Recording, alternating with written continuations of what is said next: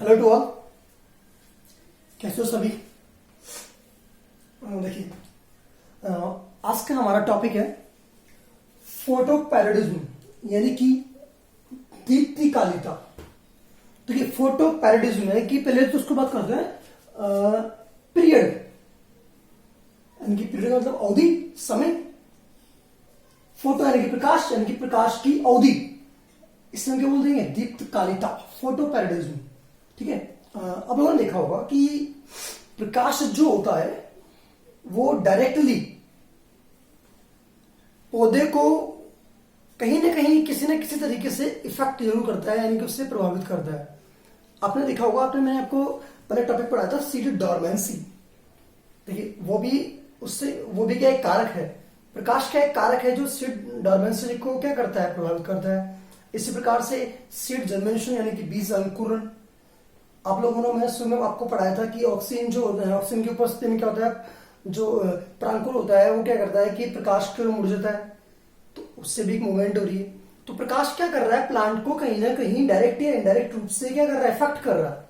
ठीक है। और उसी इफेक्ट का एक कारण हम पढ़ रहे हैं, उसी की सेम टू सेम टॉपिक्स पढ़ रहे हैं हम लोग, दीप्तिकालिता। क्या होता है कि आप लोगों ने देखा होगा, जब भी हम लोग किसी भी बीज को उगा देते हैं तो उगाने के बाद में आपने देखा होगा पहले तो जड़ें बनती है, फिर तने बनते हैं, फिर पत्तियां आती है डेफिनेटली।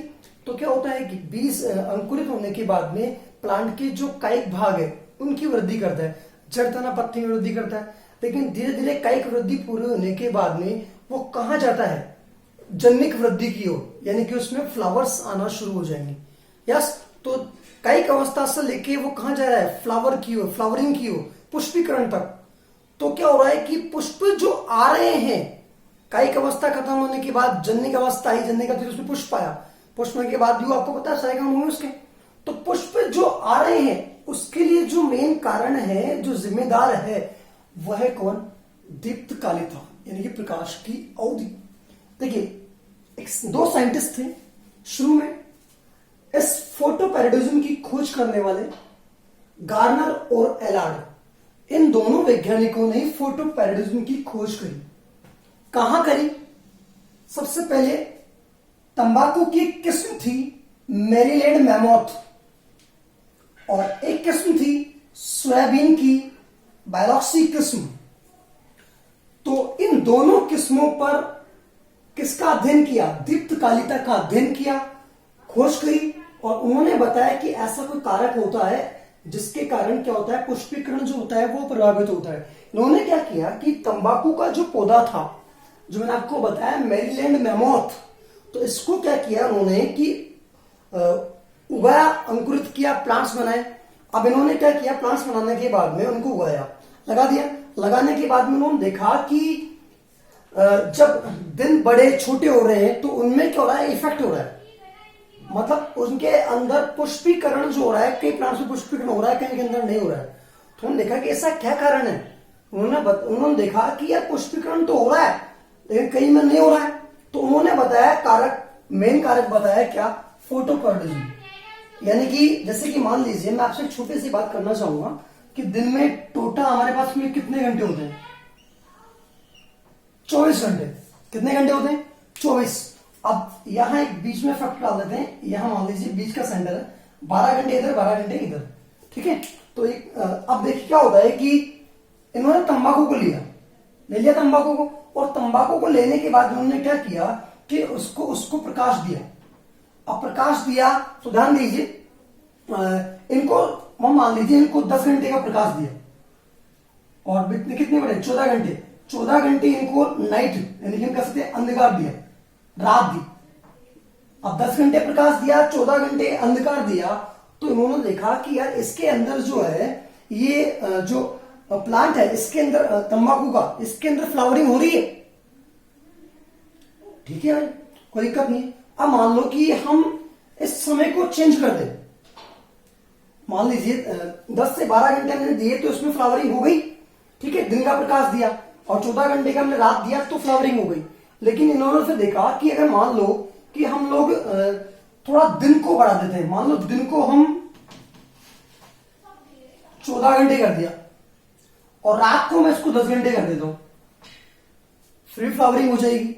कैसे हो जाएगी देखिए, मान लीजिए हम किसी भी कृत्रिम तरीके से 14 घंटे जो प्रकाश का रहा है उसको घंटे, 2 घंटे, 3 घंटे कम कर दे, कर दिया। ये तो हमें पता है ना, प्लांट को थोड़ा ना पता है। 2-3 घंटे, 4 घंटे से कम कर दिए तो उसको प्रकाश कितने घंटे मिलेगा? 10 घंटे मिलेगा। लेकिन ध्यान दीजिए, मेन इफेक्ट पड़ रहा है कहां? अंधकार का। ठीक है, तो वहां भी मूवमेंट कर, यानी कि अब इसको तो पता लग जाएगा कि 10 घंटे प्रकाश मिल रहा है। ठीक है, अब इधर काउंटिंग हो जाएगा अंधकार में। हमने 4 घंटे इसके प्रकाश को छुपा लिया तो उसको तो पता लग गया कि यार 10 घंटे का प्रकाश मिल रहा है, 14 घंटे का मिला अंधकार, तो फिर भी ये ग्रोथ कर जाएगा, फिर भी इसमें पुष्प आ जाएगा। तो क्या हो रहा है कि पौधे जो हो रहे हैं वो प्रकाश और अंधकार के प्रति कुछ अनुक्रिया करते हैं। किसके लिए? पुष्पीकरण के लिए। और वही क्या कहलाती है? दीप्तिकालिता कहलाती है। ठीक है, अब दीप्तिकालिता के आधार पर प्लांट्स होते हैं बेटा 3 प्रकार के होते हैं। कितने प्रकार के होते हैं? 3 प्रकार के। पहला देखिए आप लोग, short day plant. Short day plant यानी कि वे प्लांट जिनको हम कह सकते हैं कि प्रकाश कम अवधि के लिए चाहिए। हम बात कर सकते हैं 12 घंटे से कम अवधि का प्रकाश जिन प्लांट्स को चाहिए, यानी कि हम कह सकते हैं वो कहलाएंगे क्या? Short day plant. लेकिन दिन का प्रकाश उनको लघु समय के लिए चाहिए, लेकिन अंधकार किसके लिए? अंधकार चाहिए उनको ज्यादा समय के लिए। यानी कि हम बात करेंगे, अगर मान लो 10 से 12 घंटे का हमने प्रकाश दे दिया, 12 घंटे का प्रकाश दे दिया, तो 12 घंटे से ज्यादा हमको क्या चाहिए? अंधेरा चाहिए। तो वो प्रकाश कम मिल गया, अंधेरा क्या हो गया? ज्यादा हो गया। तो यानी कि हम कह सकते हैं 14 से 16 घंटे उनको अंधकार चाहिए और 12 घंटे से कम उनको प्रकाश चाहिए। तो ऐसे प्लांट कहलाएंगे शॉर्ट डे प्लांट। इनको हम लोग लॉन्ग नाइट प्लांट भी कहते हैं। क्यों? क्योंकि इनको अंधकार की अवधि कितनी चाहिए? 14 से 16 घंटे। तो ये ज्यादा हो गई, तो इसलिए इनको हम लॉन्ग नाइट प्लांट भी कहते हैं। ठीक है, तो ध्यान रखना, ऐसे प्लांट्स का जो मुख्य घटक होता है वो क्या होता है? अंधेरा होता है। एग्जाम्पल की हम बात करें तो तंबाकू की बात कर सकते हैं, तंबाकू इसी के अंदर आता है। इसके बाद सोयाबीन की बात कर ले, गन्ने की बात कर ले, डहेलिया की बात कर ले, चावल की बात कर ले, शकरकंद की बात कर ले, तो ये सब किसमें आते हैं? शॉर्ट डे प्लांट या लॉन्ग नाइट प्लांट के अंदर। एक प्लांट होते हैं बेटा long day plant. Long day plant यानी कि जिनको 12 घंटे, लगभग 12 घंटे से ज्यादा समय का प्रकाश चाहिए, लेकिन अंधकार क्या चाहिए? कम। कम अंधकार के कारण इनको हम शॉर्ट नाइट प्लांट भी कह देते हैं। ठीक है, तो इनको प्रकाश ज्यादा चाहिए, अंधेरा कम चाहिए। ठीक है, इसलिए ध्यान रखना, इनका मुख्य घटक क्या है? प्रकाश हो जाएगा। ध्यान दीजिए, एग्जाम्पल की हम बात करें तो आलू, पालक, मूली, चुकंदर आदि एग्जाम्पल है।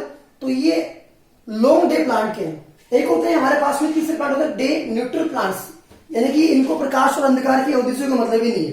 ठीक है, इनमें कोई मुख्य घटक नहीं होता है। इनके लिए प्रकाश की अवधि और अंधकार दोनों की महत्व तो बराबर होती है, न्यूट्रल होते हैं। ठीक है, तो ऐसे प्लांट आते हैं हमारे पास में, मक्का, कपास, टमाटर वगैरह। तो ये तो हमारी बात हो गई इसकी दीप्तकालिता की, और दीप्तकालिता के आधार पर प्लांट्स के प्रकार की। लेकिन ध्यान दीजिए, दीप्तकालिता की क्रियाविधि हम यहां पढ़ेंगे कि कैसे ये मैकेनिज्म हो रही है, कैसे प्लांट्स को पता चल रहा है कि दिन हो रहा है कि रात हो रही है, कैसे वो समझ पा रहे हैं कि दिन बड़े हैं कि रात छोटी है। तो ये सब उसकी मैकेनिज्म से हम समझ पाएंगे। 2 मैकेनिज्म यहाँ पर हमारे पास बहुत सारी दी गई है वैसे तो, लेकिन 2 मुख्य मैकेनिज्म पढ़ेंगे यहाँ पर। पहली परिकल्पना हम पढ़ेंगे यहाँ पर फ्लोरिजन सिद्धांत, या हम कह सकते हैं फ्लोरिजन परिकल्पना। एक साइंटिस्ट था चेलिया खान। इस चेलिया खान ने ये फ्लोरिजन परिकल्पना दी और इन्होंने क्या कहा कि लीफ में एक हार्मोन है जो बनता है, और वो हार्मोन है फ्लोरिजन। कौन सा हार्मोन है? फ्लोरिजन हार्मोन है जो लीफ में बनता है, पत्तियों में बनता है, और वो पत्तियों पेड़ों के अंदर है, पुष्पों के अंदर पुष्प कह सकते हैं पुष्पकरण के लिए, प्लांट में जो पुष्प आ रहे हैं उनके लिए जिम्मेदार है। तो फ्लोरिजन हार्मोन लीफ में बनता है, ये चेलिया खान ने बताया और उन्होंने फ्लोरिजन परिकल्पना दी। अब इन्होंने क्या कहा कि जो फ्लोरिजन जो हार्मोन है उसके 2 घटक है, या हम कह सकते हैं वो 2 चीजों से मिलकर बना हुआ है। पहला है जिबरेलिन और दूसरा है एंथेसिन्स। तो इन दोनों घटकों से मिलकर कौन बना हुआ है? फ्लोरिजन बना हुआ है। ध्यान दीजिए, जिबरेलिन क्या करता है? Long day plant long day plant में पुष्पन को प्रेरित करता है। अगर मान लीजिए लॉन्ग डे प्लांट यानी कि जिनमें प्रकाश की अवधि ज्यादा चाहिए, अगर मान लो प्रकाश की अवधि इनको हम कम देंगे तो जिबरेलिन तो कम बनेगा, डेफिनेटली बात है। लेकिन क्या ज्यादा बन जाएगा? एंथेसिस। अगर मान लीजिए जिब्रेलिन को हमने ज्यादा प्रकाश दिया, लॉन्ग लाइट दी, तो क्या ज्यादा बनेगा? जीए ज्यादा बनेगा, और जीए ज्यादा बनेगा तो उनमें क्या बनेगी? पुष्पन हो जाएगा। ठीक है, तो ये लॉन्ग डे प्लांट के अंदर पुष्पन को प्रेरित करता है। इसी के साथ साथ एक और घटक है इसका, एंथेसिस। अब एंथेसिस जो है वो शॉर्ट डे प्लांट में पुष्पन को प्रेरित करता है। शॉर्ट डे प्लांट यानी कि जिनको प्रकाश की अवधि, दिन की अवधि कम चाहिए, उनमें ये पुष्पन को प्रेरित करता है। ठीक है, तो ये परिकल्पना दी गई, लेकिन बात क्या थी कि अभी तक ये जो एंथेसिस है इससे पृथक नहीं किया गया है। किसको? देखिए मैंने आपको बताया फ्लोरिज्म के दो घटक है, एक तो जिब्रेलिन और एक antithesis. Gibberellin long day plant के अंदर पुष्पन को प्रेरित कर रहा है, जबकि एंथेसिस शॉर्ट डे प्लांट के अंदर पुष्पन को प्रेरित कर रहा है। लेकिन ध्यान दीजिए आज तक एंथेसिस को पृथक ही नहीं किया गया है, इसलिए इस संकल्पना को भी स्थापित नहीं किया गया। एक और संकल्पना को हम यहां पढ़ेंगे, फाइटोक्रोम सिद्धांत। देखिए फाइटोक्रोम सिद्धांत एक और थ्योरी यहां पर दी गई है। दो साइंटिस्ट थे, बॉर्थविक व हेंड्रिक्स ने, इन दोनों ने ही फाइटोक्रोम सिद्धांत दिया है। अब फाइटोक्रोम क्या है? देखिए फाइटोक्रोम की खोज करने वाला वैज्ञानिक जो था वो था बटलर। कौन था? बटलर। बटलर ने फाइटोक्रोम की खोज करी, लेकिन फाइटोक्रोम सिद्धांत देने वाले थे बॉर्थविक व हेंड्रिक्स। अब इन्होंने क्या कहा? इन दोनों ने बताया कि पौधों में एक चमकीले, ध्यान दीजिए, पौधों में एक चमकीले नीले रंग का प्रोटीन युक्त प्रकाशग्राही वर्णक पाया जाता है, जिसे इन्होंने क्या नाम दिया? फाइटोक्रोम। लेकिन फाइटोक्रोम की खोज करने वाला कौन था? बटलर। लेकिन यहां ध्यान दीजिए कि फाइटोक्रोम है ये दो प्रकार का है, एक फाइटोक्रोम रेड, जिसे हम शॉर्ट में पीआर कह देते हैं, एक फाइटोक्रोम हमारे पास में है फाइटोक्रोम फार रेड, जिसे पीएफआर कह देते हैं। तो ये दो घटकों में पाया जाता है, और इन दोनों के कारण ही पुष्प प्लांट्स होते हैं उनमें पुष्पीकरण होता है। कैसे होता है इस बात को हम थोड़ा समझ लेते हैं। ध्यान दीजिए फाइटोक्रोम जो रेड है, पीआर है, ये क्या करता है? 660 एनएम जो माइक्रोवेव तरंग देने वाली प्रकाश किरणें होती है उनको एब्जॉर्ब करता है। ठीक है, लेकिन फाइटोक्रोम फार रेड जो है ये ध्यान दीजिए 730 एनएम वाली जो जो तरंग दे रही है उनको ये एब्जॉर्ब करता है। ठीक है, और दूसरी बात, फाइटोक्रोम जो रेड है हमारे पास पीआर है, ये एसडीपी यानी कि शॉर्ट डे प्लांट्स में पुष्पन को प्रेरित करता है और लॉन्ग डे में रोक देता है। लेकिन जबकि फाइटोक्रोम फार रेड जो है पीएफआर, ये क्या करता है कि ये एलडीपी में पुष्पन को प्रेरित करता है और एसडीपी में पुष्पन को रोक देता है। अब कैसे इसकी मैकेनिज्म होती है ध्यान दीजिए। अब देखिए यहां पर पीआर जो है, पीआर कौन सा? फाइटोक्रोम रेड, यानी कि वो जो 660 एनएम के प्रकाश को एब्जॉर्ब कर रहा है। अब ध्यान दीजिए, अब यानी कि हम बात कर सकते हैं लाल प्रकाश। अब ध्यान दीजिए 660 एनएम के प्रकाश को इस फाइटोक्रोम रेड ने एब्जॉर्ब कर लिया। अब ध्यान दीजिए दिन में ये क्रिया होगी, सूर्य के प्रकाश में ये जो सूर्य का प्रकाश है दिन की उपस्थिति में क्रिया होगी और ये इन किरणों को एब्जॉर्ब कर लेगा। और सबसे पहली बात ये कि ये किस में कन्वर्ट हो जाएगा? फाइटोक्रोम 730 में कन्वर्ट हो जाएगा। ठीक है, दिन के समय। अब 660 एनएम का प्रकाश इसने एब्जॉर्ब कर लिया, कब? दिन में एब्जॉर्ब किया, और किस में कन्वर्ट हो गया? P730 में। ठीक है, इसके बाद क्या होता है? जब रात आती है यानी कि अंधकार आता है, तो अंधकार में ये जो पीएफआर जो था, ये पीएफआर क्या करता है? 730 एनएम जो है उन जो तरंग देने वाली किरणें होती है, प्रकाश किरणें, उनको एब्जॉर्ब कर लेगा। यानी कि वो कौन से प्रकाश हो गया? औरत प्रकाश। उसको एब्जॉर्ब करने के बाद वो किस में कन्वर्ट हो जाएगा? P660 में। यानी कि ये एक दूसरे में क्या हो रहे हैं? कन्वर्ट हो गए। ठीक है, अब ध्यान दीजिए जब P660 ये जो पीआर है यानी कि फाइटोक्रोम रेड, ये किस क्या करता है? ये जो है एसडीपी में पुष्पन को प्रेरित करता है।